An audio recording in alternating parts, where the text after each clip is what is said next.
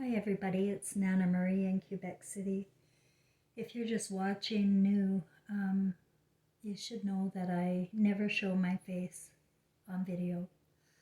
I can't for a couple of different reasons. One, I can't record myself sitting in front of the camera where I can see myself. It, it, it distracts me from what I'm trying to get through. I had some videos where I frontal face and even did one with me dancing once. But um, I can't do that. That's why I can't go on the Jeff Mara show. He's invited me to go, but I can't go um, yet. You know. The other reason is I am a target.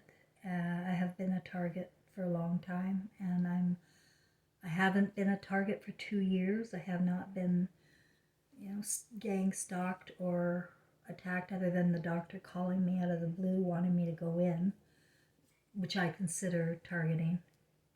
But I didn't, I went, but I'll never go back. I'll never be part of this matrix again, willingly. I know what's going on, guys. I just saw a near-death experience with a guy. I don't believe, a lot of people bring their own consciousness into their stories. I believe their stories, but their interpretations are really fucked up a lot of times, and it's scary. It is, because to me it means you're trapped, guy. People miss the whole point. They miss the point every time they go into fantasy, and the point is love. You have to have the consciousness of love to lift off, I guess. That's the best way to connect with God, because you're a flame of God. And to connect with God, you have to have that love in your heart. And the soul trap that we've been involved with for 2,600 years has kept people evolving to the same bloodlines. There's this bloodline that's been running the show and the media since the scriptures were written. I'm sorry to the you Christians and Muslims and people that are just counting on your religion, but Muhammad may have been real, and I know Jesus was real, and there are figures that are written about with their prophecies that are very, very real. But they have twisted the word, and they've turned it into the godfather of fear. And you cannot get off on a good grounding with that, and you cannot get off on a good foot with thinking that your mother is being demonized by God. And the way the Garden of Eden explains to kids in Sunday school. You worried about school. Oh my God, the stuff these people are telling kids in Sunday school. We're losing our Christs. They're in fear and they're in a trance, and they believe you. They believe authority. They believe adults. And it's very hard for children to question anything here. I was a questioner, and I got nowhere. I got slapped down. I'm out. I'm out. Too many questions. And that's a lot of the people that carry feelings, emotions. You see, love is the emotion that we come with. And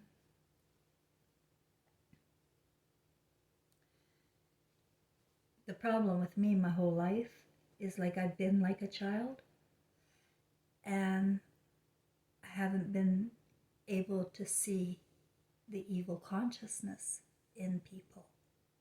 I assume the best, and I just can't imagine things that people are imagining. And I never really got into any Hollywood theater or movies. I never got into any violence or porn or video games. I wasn't like my mother, who was addicted to movies, and I just was different. And also, every time I saw somebody on TV get hurt or fall down, even just even shows, funny shows America's Funniest Home Videos. If I see people falling down, I literally feel it in my body.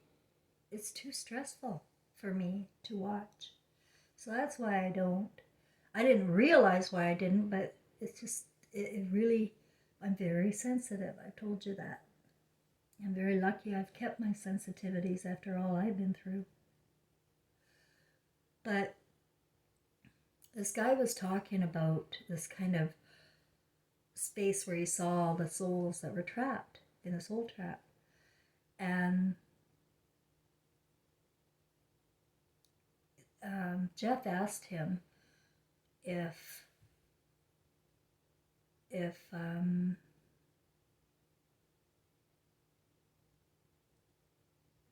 I just lost that. I'm not supposed to tell that story. You know, that's a lot of times that happens to me. I'm in the middle of wanting to share something and interference comes, the memory's gone, I'm not supposed to share it. So I won't. I'll just tell you that I had a dream before my experiences with the beings of light in 2016. I had a dream where I picked my mother. And I've told you before, it's in other videos all about that, so I hate repeating myself, but just to say that my spirit was a free spirit when I was following this little girl up a road, which I now intuitively know to be North Vancouver, where my mother was born and I was born. And following her up this road and then into her house and the details there, but then it flashed into this dark space. And there were 4 blue beings that were headless, I think. They were headless. But they still were agreeing. They were making a contract. There was a man's voice that said, "Who will bear the brunt of her anger?" Which I now know that was my mother, and it was talking about her. Who will bear my mother's anger? And in those 4 beings in front of me, the second one to the right raised her hand. That is when my spirit went into her. I did not raise my hand. So I almost feel like I've hijacked a family here. I don't know. I keep an open mind about everything. But the soul trap that we're in will require the we say, oh, raise your vibration. How the hell are you going to raise your vibration if your whole family's falling apart? If you don't love your family, or if they don't love you, or you're losing your job, or everything's stressful, how are you going to have that spark, right? How are you going to get your lift? And this is what I teach here on my channel, is it's all about the mood. And it doesn't matter your behavior. What matters is your mood and your moral compass. For one thing, your mood can't be good if your moral compass is low. I know that. I know a lot of people who have very low moral compasses, and they're very moody people. But keeping your own happiness, finding a way to see things differently than how we have been conditioned to see things, especially the people in our families. Like, if anybody has every right to just totally knock my family down and tell you how horrible they are and what a bunch of losers and crackheads and greedy perverts, I could say that all day. And they are. But so is humanity. So is everybody. I can't see evil in people. I can't read minds. I can't read imaginations. And people are all in their own imagination with fantasies and thoughts. And these fantasies and thoughts manifest out into reality with other people. And it's really important to know that we manifest reality. And that if you're going to be listening to scriptures or going to school or watching TV or playing video games, then you're manifesting that reality, right? So I have a couple of video clips to share at the end of this. um, that I find fascinating. One of them is that there are so many artifacts covered up in mud, buildings and artifacts covered in mud throughout North America and everywhere around the world. We have been lied to. Well, that's what I was saying about the guy was saying that not Freud, Hitler was in Argentina, and that one, like somebody he'd met in Argentina, one of the grandkids told him that Hitler went there. And you know what?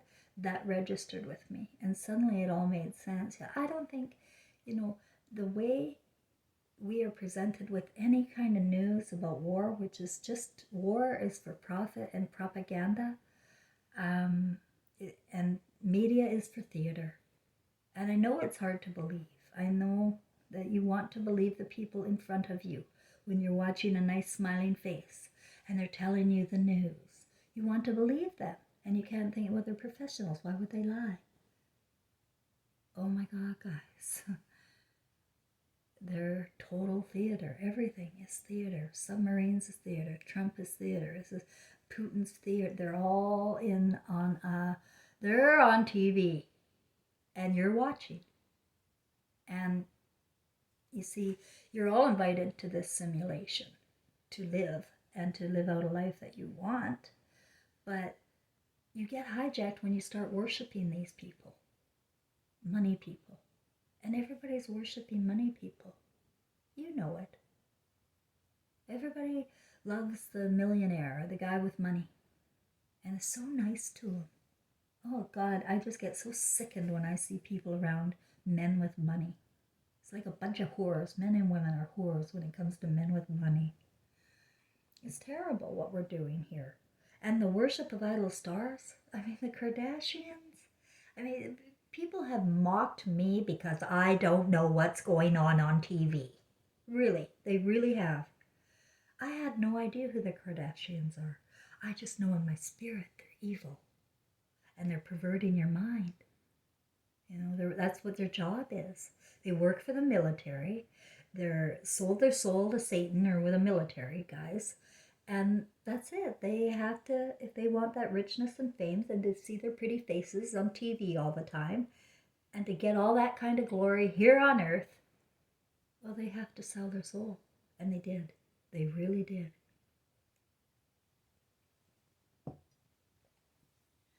But so do people here. I don't know if they consciously sell their soul, but they don't realize they're monkeys.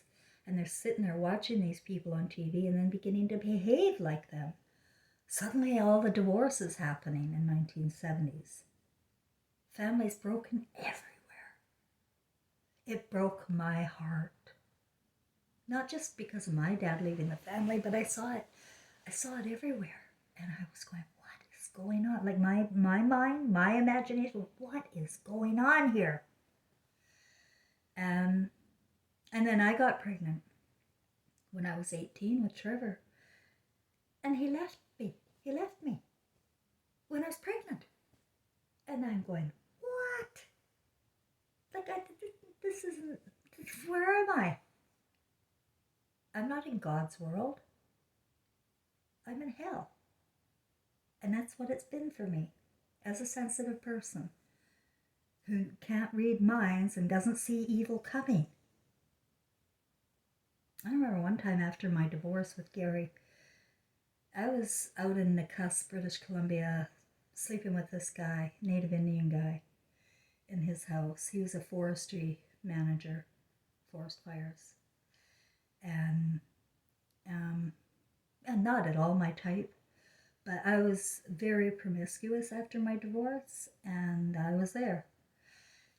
And after we had sex one night, it was about 3 a.m, I went out into the sofa, or into the living room, sat on the sofa, and I was sitting there smoking a cigarette, and then all of a sudden, out of the corner of my eye, I turned far right, like you guys you see on TV, right?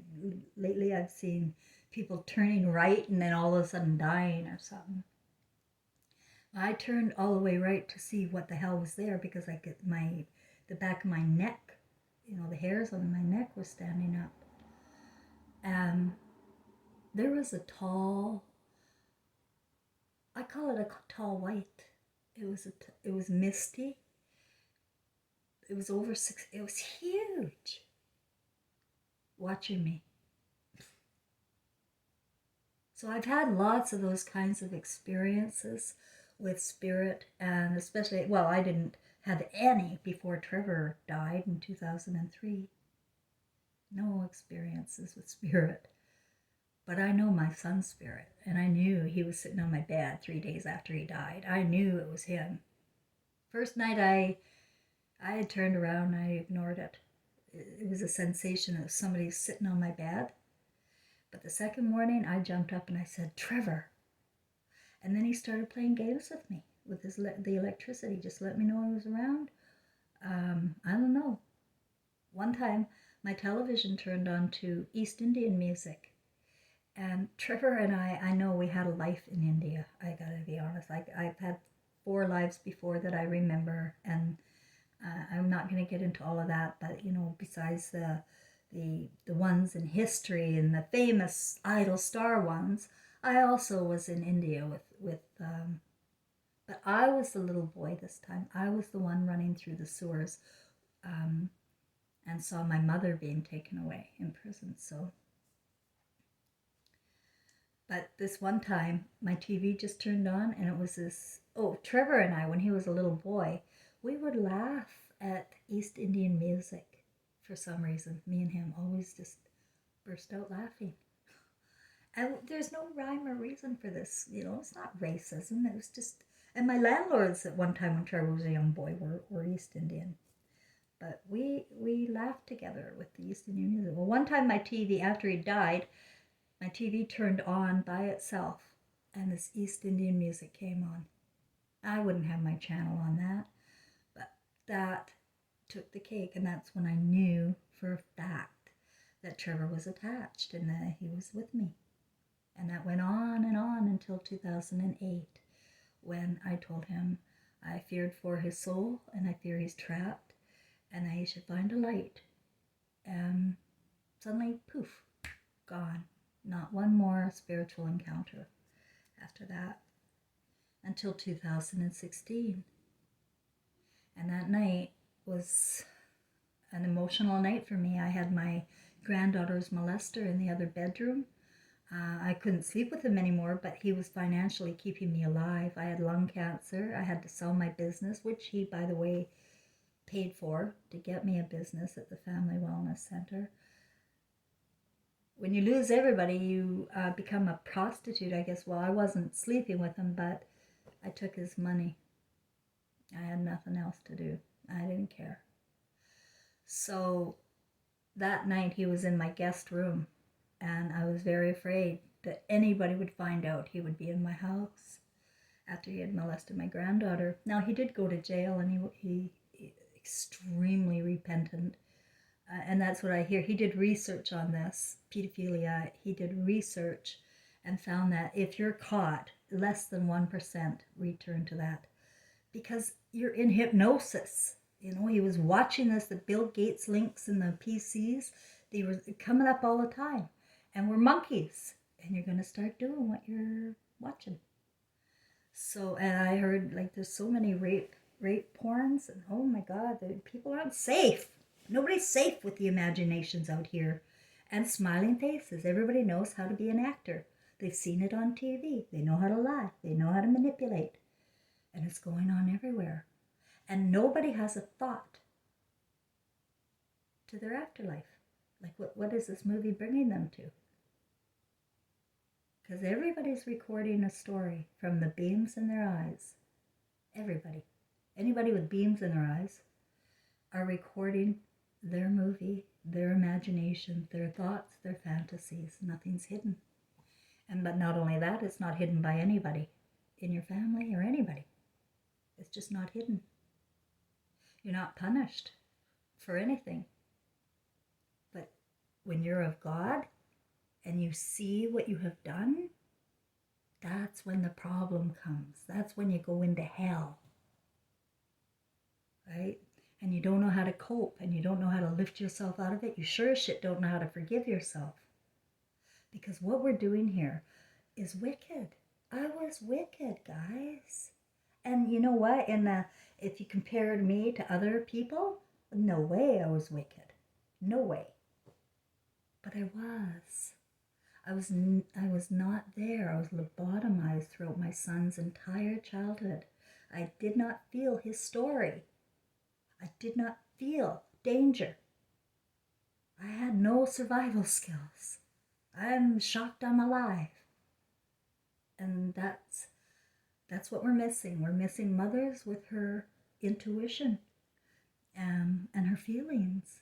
She's being turned into a man. And then if she is a woman with feelings, she's gaslit and told she's crazy. No, she's not. Her feelings are the truth. She just doesn't know how to sort them out. And the reactions always get the blame, right? Like, I'm an emotional reactor. So as soon as I emotionally react, every finger's pointed at my reaction instead of what we're talking about here.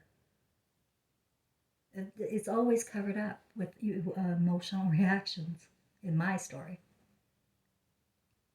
Well, these last several years since the beings of light and Trevor came to my bed that night and downloaded me with the whole truth, guys, I know my past lives. I know I'm here as a role model to go through everything and share everything. It's not my role to control you or control anybody. So I get demoralized because I'm a target and they keep my videos from getting views, and very few people give me likes, or the likes decrease after you get a few. Suddenly they go back down. I've seen that. So it's either because I'm just a horrible podcaster or I'm being, held back. And I am being held back. I have the truth and they know it. And it's the same bloodline who has been controlling the media since the Garden of Eden who's controlling the media today. And everything you're watching, you may as well be in some fantasy Disneyland fairy tale. Because they're creating a situation where they're making it real. They're the bosses now, right? And they're making it real for you. They're making it real for you. And neuro-linguistic programming is hypnosis to begin with is believing in a fantasy and having faith in the fantasy without your own evidence and seeing it with your own eyes. You just believe in what you're told in a story. NLP programming is when you're actually doing acts in hypnosis, like going around wearing a mask, or do whatever you do, because, thank you for your service, bumper sticker slogans. These get people in programming their brains. When you go along with narratives that the whole population's doing, and you're becoming one with that collective, you're becoming one with that collective. And it's an evil fucking collective, guys. So you've got to keep in mind that only you will be able to figure out what's right and wrong. For me, I used to think smoking, drinking, things I did wrong, that the Bible says don't do or whatever. No, that doesn't count because I don't care. What counts is things I care about that I do in this hypnotic stupor, And I was NLP programmed too, but I, in the last 5 years, have deprogrammed myself. And that means I had to do it by, first of all, loving myself. I couldn't believe it. I fell in love with myself here, guys. I really did. I saw myself for the first time here in Quebec. I saw myself and I love my spirit. I don't fucking love my ego too much. I'm very rough around the edges. I'm brutalized from my family, my mother, and I carry a lot of baggage. because of the way I've been treated here, and I continue to be treated here as a woman or as a whatever you think I am. It's just, it's a lot of baggage, and that's my ego story. But my spirit, I got to know, and I just want my subscribers to be introduced to your spirit because it's far wiser, far more superior than any ego trip here. Anything you're hanging on to for your ego trip. There's so much more in your spirit, you know. And your spirit chose your ego trip too, by the way. I chose my ego trip here, guys. I'm not complaining. I chose it. And so we all do. And now we come into be appreciative of what you chose and figure out what you're going to get out of it and what you're going to bring home with it. You know, imagine yourself dying and looking at your movie going, what am I going to watch now? I'm going to have a hoot. So is my son. I was told that. I got a song in the radio Saturday night at the movies. It was on my playlist. Like, I'm schizophrenic, I told you that. I get a lot of intel through the songs that show up on my playlist. So, we're all recording this ego trip, but we are spirits, and we're way better than the ego. I am proof. Although people usually can't see me, they see my ego, right? And that's all they see, and they can't see past that. Nobody can see past the ego here. Everybody's in a fucking costume, and it's an ego trip, and it's a lie, and people are fake and frauds, and they'll lie to you to get what they need from you and move on, and they think life can be like that. It's gonna be a terrible movie. This is terrible, but it's not gonna be too late. Right now, if you're alive, and you are, if you're watching me, I hope, at any given time you can make your movie great doing something. NLP, program yourself to do something else in your own imagination, what you want to do, and find a way to get the strength. And I'm going to tell you, I am really, really like sick. I might be riddled with cancer. God knows what's wrong with me. But I am one thing after another, and it's always extremely serious issues that most people would go to the hospital for. But every time I've gotten through it, and I never went to the hospital, and here I am. But I'm in extreme pain, right? My body, guys, like I feel like it's cancer in the bones now. It's just so bad. And today, like I really wanted to do something around the house, and I hate a messy house. And so I said, okay, I'll do one, because I have to be gentle with myself too, and not hard on myself and I think I have to get anything done. I don't have to do anything, and I haven't done anything, but I want to do something. So I said I'm gonna just fold my laundry. I've got like 4 weeks full of laundry in my laundry room, and I don't have that many clothes. It's just sheets and towels, and I don't know where it all came from, but I went to fold it today, and it's the first thing I've done in a long time because of my lack of energy, my fatigue, and pain. And after I did it, I was just like, I thought, I'm going to drop dead right now. I am so in pain.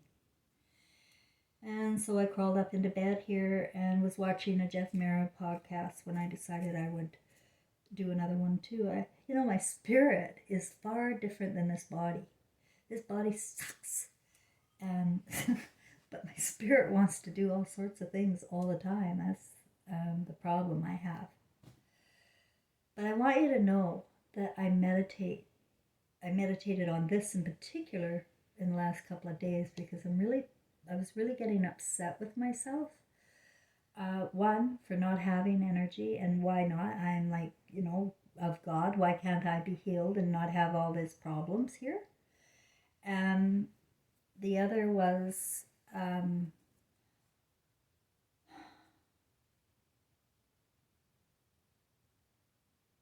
why am I so angry? I hate it when I take it out on people too online, like in social media. Like, That's all I got is comments, right? I don't associate with people in Quebec at all. So, but I never attack anybody out of the blue for their opinion or nothing. But when I post something and they come to me with a big fat insult, I go nuts. I have an emotional reaction. And I can't hold back. And I say what I mean. And a lot of times it really, I dig in the heart, deep there. And I say words that I never get a comeback comment again from that person. Trust me. And I was beginning to think, that's got to be wrong. Like, you can't do that. You can't hurt people like that. You hurt their feelings. But yeah, I can. And what I have to do is not beat myself up for what my spirit is wanting to do. And if I hold my spirit, my ego holds my spirit back. I was trained to be polite. I was trained to be kind always. But I'm telling you something, some people need an ego crack. They need to be slapped upside the head. You don't talk to people like that. And then sometimes I give them a picture of themselves. It's ugly. But it's right. It's the truth. And I didn't approach them. They approached me with the insult. So, yeah, I could never do that to people out of the blue, like just not like somebody like that. Except people on TV. I have no feelings for newscasters. I never have any feelings for them because they're all fake. They're all actors and they're getting paid. And they're bringing you the news to keep you in fear and in an NLP, neuro-linguistic program, straight to hell here.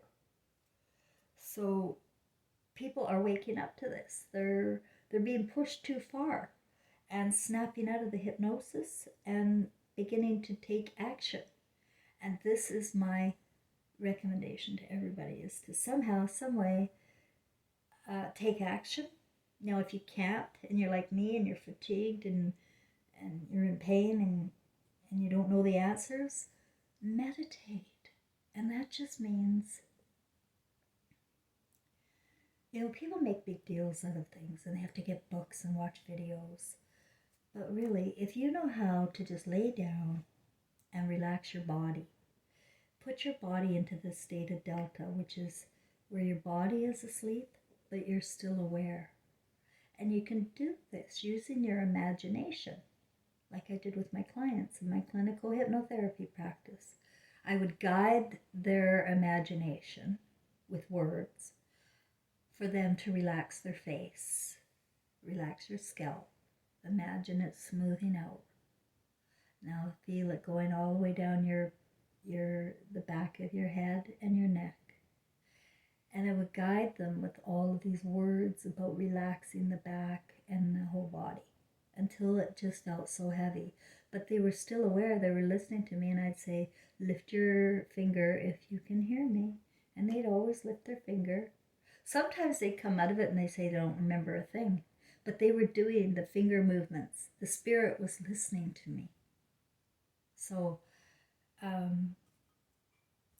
that's a deeper form of meditation, I guess you could say. But as long as you're in a relaxed state and you can empty thoughts, that's another way I've done it here in Quebec City, is as soon as an abusive thought came to me, or a bad thought that isn't of me, I learned how to drop them. And it is so easy, we're carrying around a lot of bad thoughts. And if you're carrying bad thoughts that make you in a bad mood or feel something you don't want to feel, you can drop that thought. And it takes a practice. But it's well worth it. Empty your brain, empty your mind of thoughts when you are relaxing. And I always imagine a big open space, and all these thoughts are just going up and away. All these little letters are going up and away. And then I'm in this blank place. And then I have a garden for me. I don't know what you want to invent, but I use emotion and visualization with my eyes closed to build this garden, and it's a very beautiful garden. It's an English garden with ponds and waterfalls and beautiful character house, like Hansel and Gretel's house, character. It's I built it with, over the years in my hypnotherapy. It takes a while to be actually able to see it. A lot of people, they just feel it. But I have it with ever living color in my imagination, my garden. And I go in there, and then whatever problem I have on my mind, I say it out loud. I ask my God, I say, please, this can't be right, me screaming at that guy like that, telling him that. I shouldn't have done that. And then, and also, why am I in so much pain all the time? What's going on? Like, am I not, I must be off rails. That's what I said. I must be off rails. And then, you don't always get the answer right then, right? But I always say I'm open to the answer. I'm open to the truth. I know the truth sucks a lot, and I'm afraid of the truth too. But I want the truth while I'm on earth. I will not live in a lie. And so if I'm doing something here to cause my own demise, let me know. And no, I'm not. I'm not doing. Everything's fine. Everything's perfect. What I have to do is accept it. This is what I'm going through. I picked it. And I can have the attitude will make it better or worse. And I have to see a perception in whatever's going on that works for my feelings. And I have to use my imagination for myself. My imagination doesn't belong to anybody else. And that's what we're all born with, is free imagination to create gardens or whatever you want in your mind's eye and manifest the reality. She is the creator when she's not in the snake pit of the Garden of Eden. And he is the builder of her creations. And we've turned our children over to authorities in temples, which Jesus warned everybody about. And you cannot expect to advance, to have light when things are so heavy. And there are many souls on the other side at different levels of consciousness of love, varying different levels. And that's the only difference of where people go in their near-death experience, is their level of emotional consciousness. And if you have it at the point of your death, you're going to have a nice one. If you have that emotional consciousness of love. And it has to start with yourself. And when you begin to see the love and beauty and perfection in you that God made flawlessly, like if you're going to sit there and complain about allergies or whatever, all your health, like me, like I've got all these problems. But I know where they came from, and they didn't come from God, and they didn't come from me. And this is not my simulation. I didn't make this up. I didn't create this. But I am a part of it because I'm a part of humanity. I'm a part of civilization. And I was raised here. And my lot would have been an institution or dead. That was my lot in 2016, death. But I was saved. These golden beings of light. Now, they were golden, I'm sure, but I remember at one point they kind of reminded me of the tall white, because they were huge, and they were in my ceiling, just pumping me full of all of this information. I was awake. My body was asleep, but I was awake. I was aware because my kitten was prancing and keeping me in that state when they came. And then after they finished, they did work on my body and said, be prepared. And then Trevor gave me his experience of love. And it's not felt here on earth. And he gave that to me. And that is the one thing I have hung on to. And it saves me over. And if you have one thing to hang on to it. Whatever you're hanging on to that saves you in your feelings and makes you feel like you're worth something to God, then hang on to that. You know, you got to get rid of, erase what you learned here. And if you're the one that judges people and goes around telling people where they're flawed, you've got eyeballs in backwards, and it's going to be a nightmare. And you'll want to come back, and you're in a reincarnation trap. And you'll be born, guess where? Same simulation. Same place as World War II and now and all these other times that we've been reset before. I'm not going to have enough room to attach my video, I don't think. My other video. Oh well, it doesn't have to be. I'm not going to attach the video. Maybe I'll post it separately. That shows that we have covered up with, there's mud that has covered up tunnels and a life beneath us. And there's sinkholes everywhere. And the way I always feel the earth vibrating beneath me, it makes me feel like it's hollow beneath me. Both here in Quebec City and in British Columbia. That there's some hollowness around. I don't know. I don't know. But we're going to be reset again. And the thing is, they're keeping the narrative alive. They're keeping the narrative alive with these books by having it written, right? It's in stone, like Moses' commandments are all in stone. Like, they're keeping it alive somehow. And that's why we're continuing to be trapped. But I think we should be back to Atlantis or something like that. This is nothing to what we are. Really, guys. Your brain is so much more than what they've led you to believe here. And it's going to take a while to accept, maybe. But I tell you, stepping out of this matrix will be I'm sure it's going to be your best movie ever. And every time we come, we make a new movie, by the way. And it goes into the library. And we're all in the same boat. And we're all of God. And the only thing different is the way we're situated in our ego trips. And whatever we're picking to do, right? Like I told you, my father and son are my star cluster family. And we're the nuts. We're the addict, the drunk, and the crazy bitch.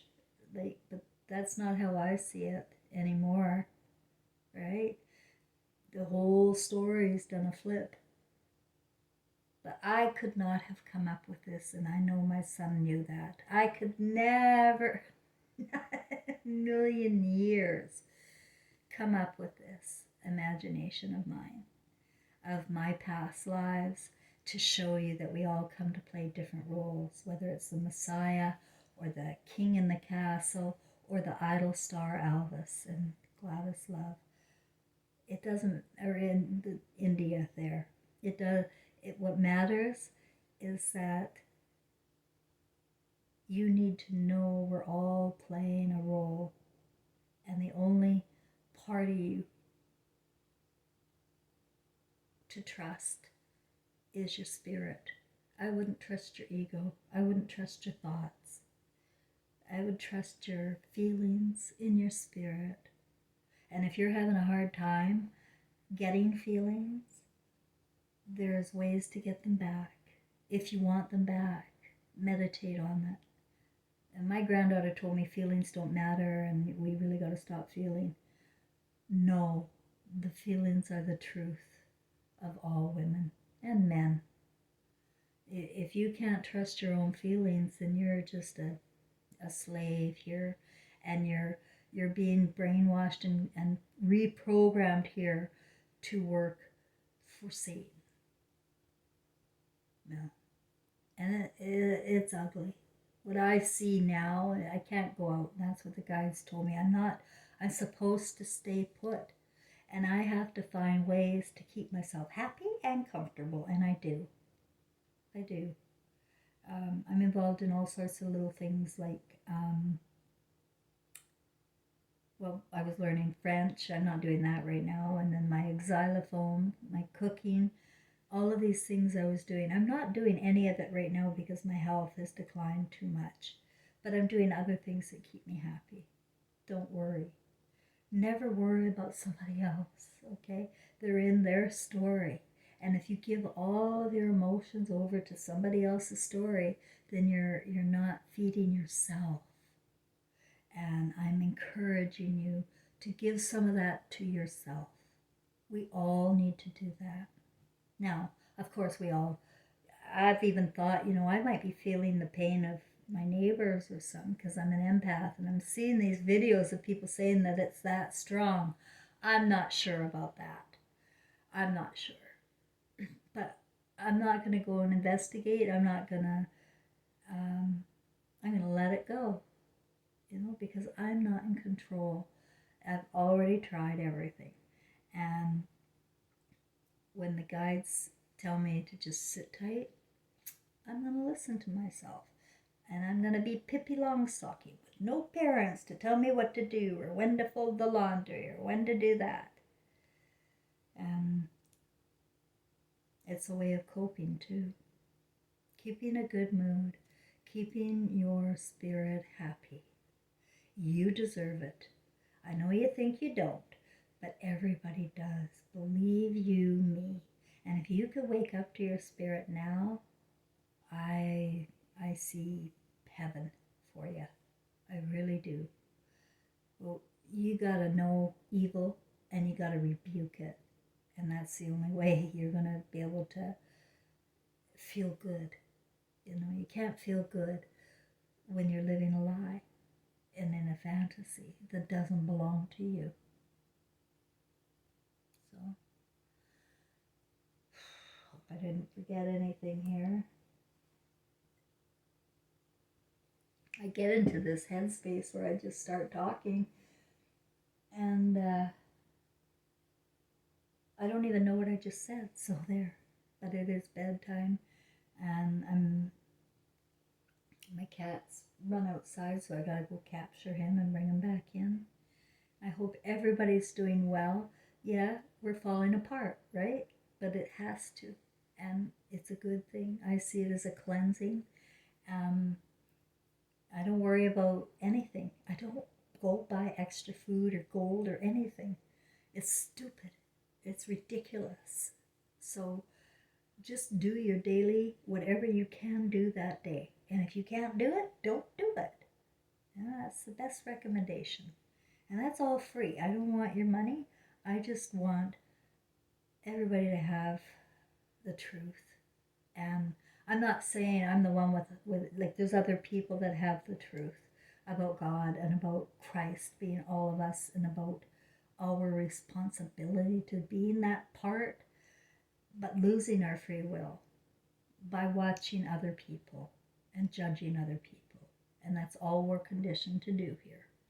So it's going to take a habit or new practice, but you can do it. Everybody, if I can do this after what I've been through, you can do this. And I send all my angels to surround anybody who's listening to this, to tap into your spirit, say, hey, I want to come up and play. I'm tired of living in this negative matrix. Now, you won't be able to change a lot of things around you or other people, but you can change yourself and your perceptions of how you see it. I see it as a big game now, and I am not at all worried about other people. Everybody has their own story. Everybody deserves to have their own story. Let them have it. And you have yours. What part are you playing in other people's stories? I'm playing the loser. It's going to be hell for these guys, my family. And it saddens me. And I've done everything I can to reach out with love. But they don't have love. They have fantasies and ego trips to protect. And I interfere with that completely. And so do a lot of people. So accept that and let them go and find ways to keep yourself happy and comfortable. And I think that's all. Thanks, everybody. Have a great week this week. It's going to be a doozer. Trevor's anniversary of death is on Wednesday. And I have a memorial thing in the Vancouver Sun and Province, if you want to look at it, on the 28th.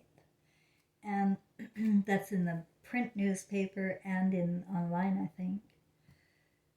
And I always said he died 20 years ago. It felt like an omen at the time. And it just might be, I don't like to be negative, but I don't think it is negative. We need another reset. We need this.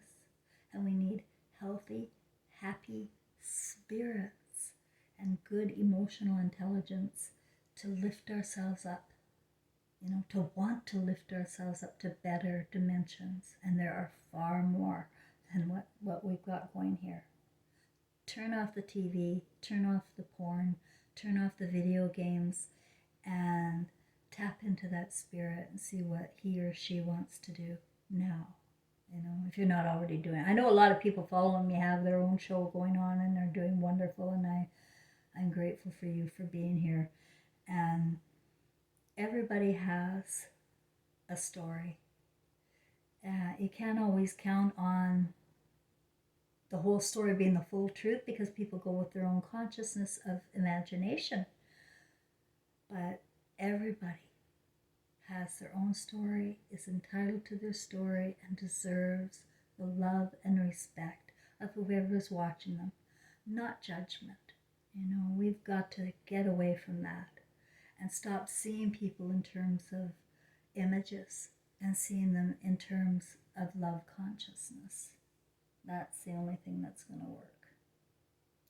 Okay, bye for now, everybody.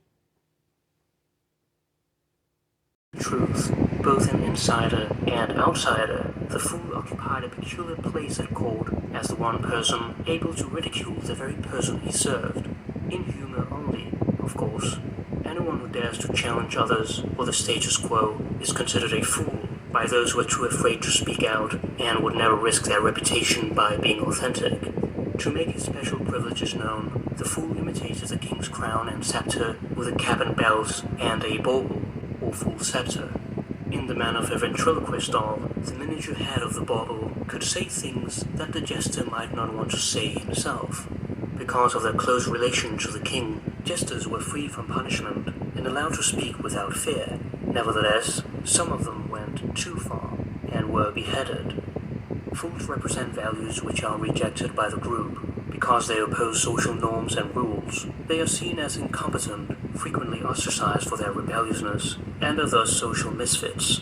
However, every group must have such a figure, because they are agents of change, and the liveliness of culture require that there be space for figures whose function is to uncover and disrupt the very things that cultures are based on. Court jesters usually had some sort of physical deformity. They came from poor families and were financial burdens, but because of their unusual bodies, they were used as natural fools to create amusement. Deformities were looked upon as a special mark of the Lord, so dwarfs, hunchbacks, and the like were often chosen to be fools in royal houses. Dwarfs were particularly valued and resided in many royal courts, being frequently delivered as gifts to fellow royal members. They stood next to the king, who would then appear much larger, enhancing his powerful position. These maimed ones proved to be human beings of unusual depth and wisdom, excluded by their physical handicaps from the activities and interests of the average person. Through their loneliness and suffering, these people were forced to discover resources within themselves. In Shakespeare's tragedy, King Lear, the king's relationship with the fool is one of friendship and dependency. When the king is left with his knights, he is a terribly lonely figure and keeps asking where the fool is. The king wants the fool to accompany him everywhere, acting as his alter ego. The fool can be expected to reverse relationships between those dominant and those subservient, as he's placed in the paradoxical position of virtual outlawry combined with utter dependence on the support of the social group to which he belongs. Shakespearean fools, just like the fools and jesters of the time, use their wits to outdo people of higher social standing, but their characteristics are exaggerated for theatrical effect. The myth of Parsifal, an old Arthurian legend, describes the journey that a boy must undertake to become a man. He is known as Parsifal, young fool, and lives alone with his mother. After seeing knights pass by him, he's marveled and decides to leave his mother in order to become a knight himself, and goes through many trials that initiate him into manhood. In the story, the Grail Castle is in serious trouble. The Fisher King, the king of the castle, has been wounded. His wounds are so severe that he cannot live, yet he's incapable of dying. He is rendered infertile, and his kingdom is barren. This expresses how the psychological wound manifests itself in problems in the external world. Every adolescent receives his Fisher King wound. It is a graduation from naive consciousness into self-consciousness. It is painful to watch an adolescent grow up and realize that the world is not just joy and happiness. However, his first contact with the wound is what later will be redemption in life. Every night there's a solemn ceremony in the Grail Castle. One of the maidens holds the Holy Grail filled with wine, and each person that drinks from it is granted their deepest wish. The Fisher King, however, does not participate and is suffering alone. No further outward effort is possible if our inward capacity is wounded.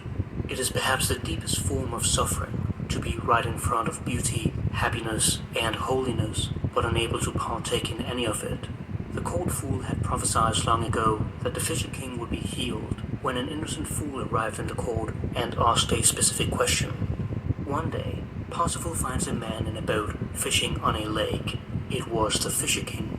He asked if there was any place to stay the night, to which the Fisher King gave him the directions to the Grail Castle. Parsifal attends the ceremony, but the Fisher King is groaning in agony alone. The young fool, who refused to remove the homespun garment made by his mother, remembers her advice not to ask too many questions, symbolizing a mother complex. He forgets what he was taught by the godfather figure who trained him, and does not talk to the Fisher King. The following day, he leaves the castle. As he turns around, the castle was nowhere to be seen. It took Parsifal 20 long and painful years to find the Grail Castle again. The original myth ends here. The inner castle is always there, but appears invisible to our eyes, unless we see the world with new eyes. Many of the continued stories say that after Parsifal revisited the Grail Castle, he asked the Fisher King, "Whom does the Grail serve?" Immediately, he was healed, and peace and happiness reigned over the land.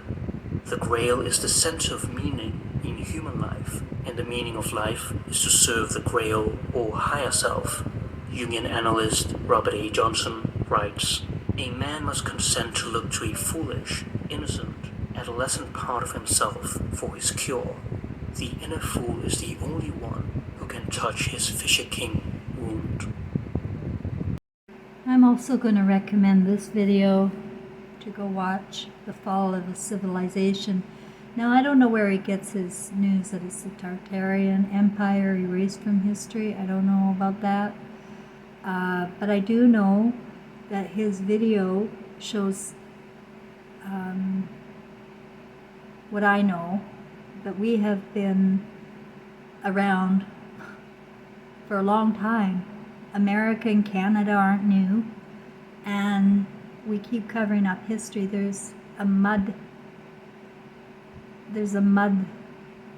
you have to watch the video. I'm not getting my words out right, but we've been covered up. And when you look at the Easter Island stones, you'll see what I mean. Those aren't just heads, they're whole bodies. And we can't count on anything in our educational history to be true, because we've had I'm going to try and say the word cataclysm event. And now that word is very hard for me to say. It's really weird. I didn't even ever hear it before.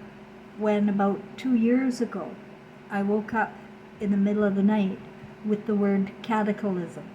And what does that mean? And I had to look it up.